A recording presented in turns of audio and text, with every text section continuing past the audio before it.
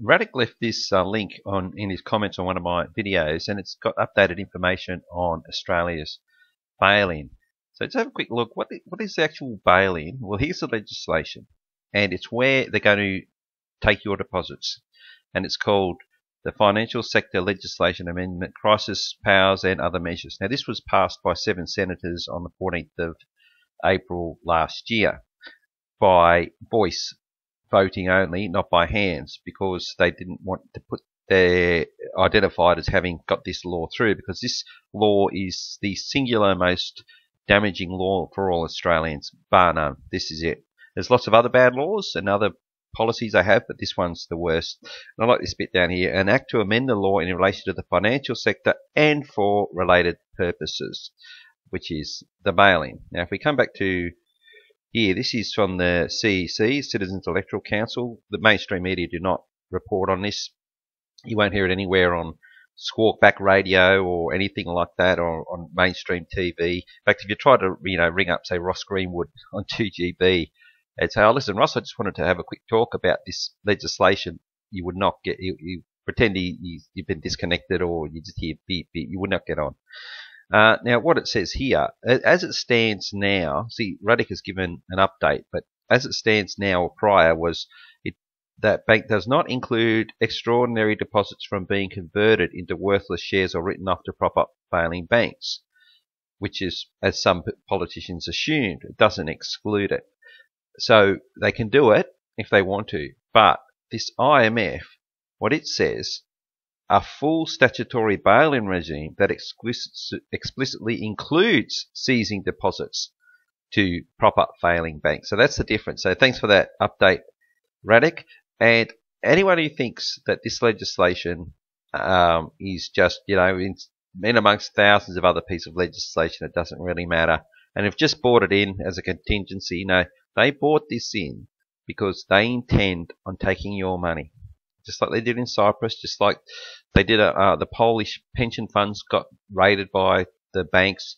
So that's what they're going to do. When I say the government is going to enact it, but the money's going to go to the banks, they're going to take your money. Okay, just make no mistake. The precursor to this bail-in, though, was actually the bailout. Let's have a quick look at that. Over in the States, that was where Obama handed $2 trillion to the banks because they were all going to go under from the subprime mortgage crisis. Now, I think they were trying to line them ducks up here in Australia for a bailout here. Now, the difference between a bail-in and a bailout: in a bail-in, they just take your money. In a bailout, your deposits stay in the banks, but they then borrow money to keep that money there, and then you then pay that money back. So you're guaranteeing your own bank deposits. This headline's so misleading. Rudd guarantees all bank deposits. Well, he hasn't got that kind of money. Neither does the Labor Party. The only money they've got is our money.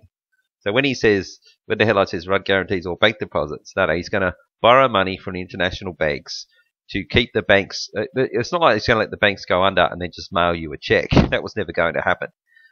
It was going to give it to the banks like Obama did over in the States, and then you keep your deposits, but then you will pay back more than your deposits in taxes, because that money's got to be paid back to the international bank. So you're borrowing the money so instead of just having your deposit, the deposit's still there, but you owe that money plus interest. So that, this was just so misleading. But what they've done with the bailout is that ran its course. That legislation is no longer in effect. I think 2015, 2016, it just was scheduled to fall off unless it was renewed. And of course they didn't renew it because they've now got the bail-in where they're just going to take your money directly. Now, this is an economist and a financial advisor discussing the bail-in. Now, I did a bit of a search, and I know you did a bit of a search, so I think it's fair to say that at the moment, I couldn't, particularly with the big four banks, I couldn't find any explicit reference to defining a deposit as an instrument that can be converted or bailed in. Is that fair? I agree, and I've looked at some of the smaller players as well, and there is no specific clause that says deposits can be bailed in. Okay, so that seems like good news. Well, keep watching. However, yes, it's a little bit, but there is this wonderful catch-all clause which pretty much all of the contracts have. That's right. Which is like the What do you mean by a contract is a bank deposit? When you deposit your money, you enter into a contract with the bank. Size of a huge double-deckered bus, right? Which basically says they can change anything they want, anytime they want. Yes. And even potentially make it retrospective. So what he's saying there is that even though it's not excluded, so therefore they in law, so therefore these terms and conditions, which the law would normally overwrite, if there was an exclusion in there that excluded bank deposits, the terms and conditions wouldn't matter. But it hasn't been excluded. So that's why these terms and conditions can retrospectively bail in your money. Yes. And more importantly, they do not have to give the customer advance notice. Yep. Well, of course, if they gave advance notice, people would just take their money out and they couldn't do the bail-in. See, this bail-in law, it's intrinsically built into it, deception. Because if, just say, Josh Frydenberg said, look, we introduced this law last year because we felt that, there was a financial crisis could be looming, and sure enough, there is. So it's getting to a point now where we need to advise you that we're going to be taking your money.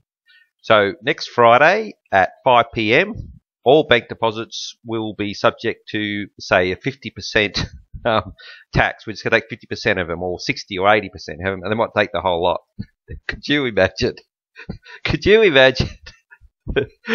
Within seconds of hearing that, every workplace would be deserted. There'd just be people charging out of office buildings, charging out of building sites. Tradies would just be dropping their tools. Everyone would be racing for the bank. So, yeah, of course, they're not going to allow any advance notice, because what they're going to do, and this is going to be worldwide, this unlike the calling in of the debt and taking down nations like they did to Greece, that's going to be incremental. But with this, they're related but separate in some ways, in that they're just going to take your money at the start. So this financial crisis, because it's global, it's going to happen probably on a Friday afternoon in America, where none of the ATMs are going to be working, which will be about Thursday here. And their media reports are going to be sketchy. We're trying to get information. We think there's been a virus and worldwide, and then eventually they're going to say, oh, no, it's actually a collapse. And by Monday, you're going to realise that all your money's gone. And that's when all of these shoot-to-kill laws, I've been over this many times, shoot-to-kill laws and the surveillance laws and all that stuff. So when people hit the streets, they're ready for us. So, yeah, all these crisis actors, Wayne Greenough, Isis Khan, Jimmy G with all the bollards and all that, they've played their part. But this bail-in is where the rubber hits the road. So, look, thanks again, Radek, for that link. And, yeah, so that's updated information. It's going to go from being just not excluded to your deposits being included.